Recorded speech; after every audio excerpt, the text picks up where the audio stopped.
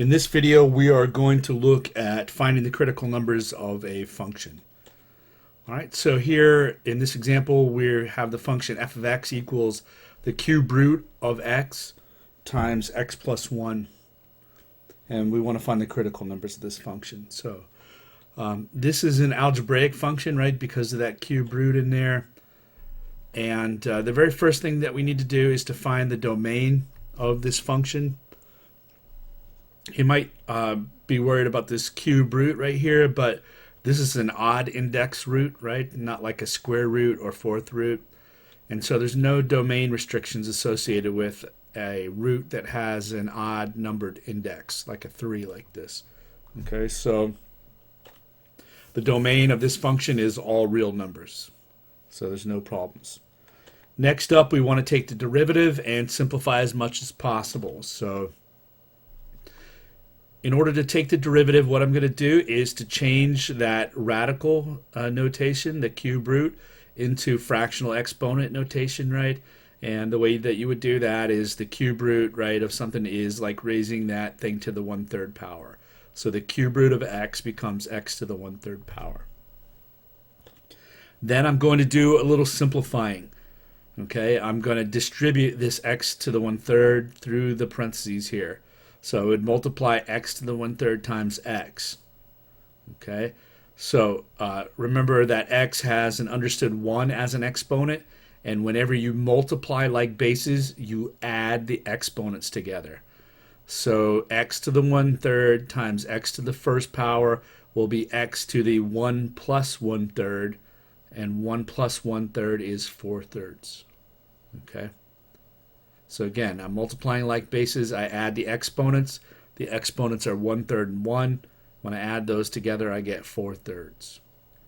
Then multiply that x to the 1/3 times 1. I'll get this, x to the 1/3.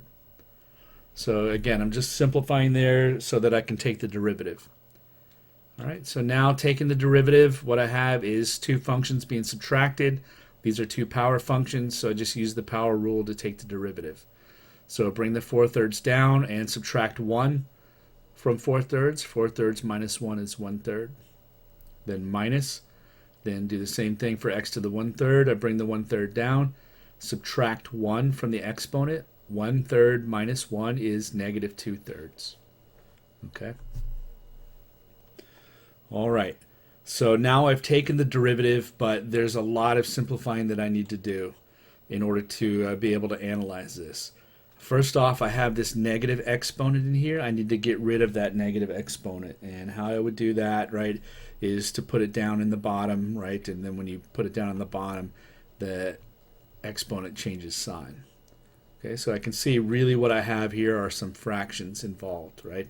Here also I multiply that x to the 1/3 times the 4 here. Okay.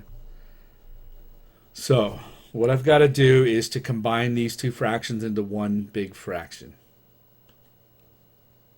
Okay, so looking at these two fractions, I'm going to have to find the common denominator, the least common denominator, right?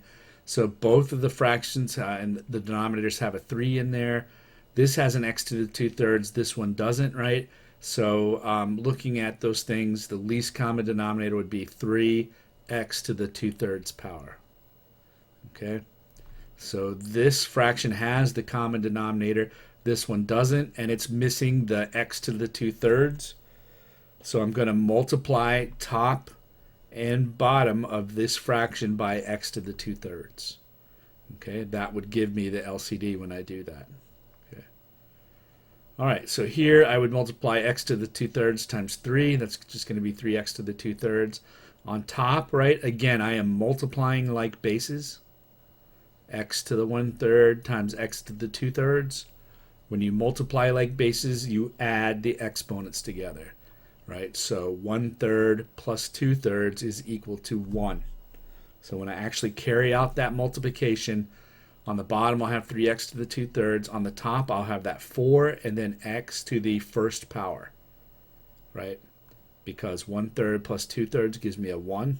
So I'll have 4x to the first power.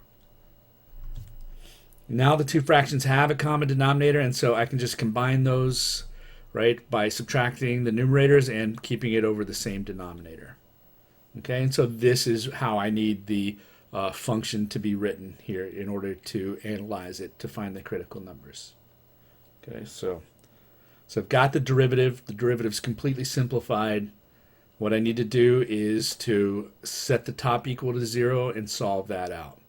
Well, the top is just 4x minus 1. That's a simple equation. I can just solve it and I get x equals 1/4. Okay. I need to check to see if that's in the domain of the function, and it sure is, right? Because the domain of the original function is all real numbers. Okay. And so therefore 1/4 is a critical number of f.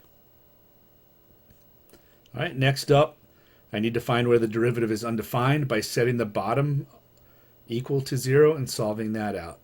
Okay, so the bottom is 3x to the 2/3 power equals 0. The first thing I'm going to do is divide both sides by 3 to isolate that power function over on the left-hand side. So when I do that, I get 3 divided by 3 is 1 over here, and then 0 divided by 3 is 0 over on the right-hand side. All right, so now I have a power function equal to 0. What I'm going to do is raise both sides to the reciprocal power, right? So in other words, since this is a 2/3, I'm going to raise both sides to the 3/2 power. Okay, and then over here I have a base and a power being raised to another power. And when you do that, you multiply the powers together. So if I multiply 2/3 and 3/2 together, I get 6 over 6, which is equal to 1. And 0 to the 3/2 power is just going to be 0. So I get x equals 0 when I solve the bottom out. All right, I need to check to see, right, if that 0 is in the domain of the original function, the domain of f, right? Remember, the domain of f was all real numbers. And so therefore, 0 is in the domain of f, so this will also be a critical number. So this function has two critical numbers, 0 and 1/4.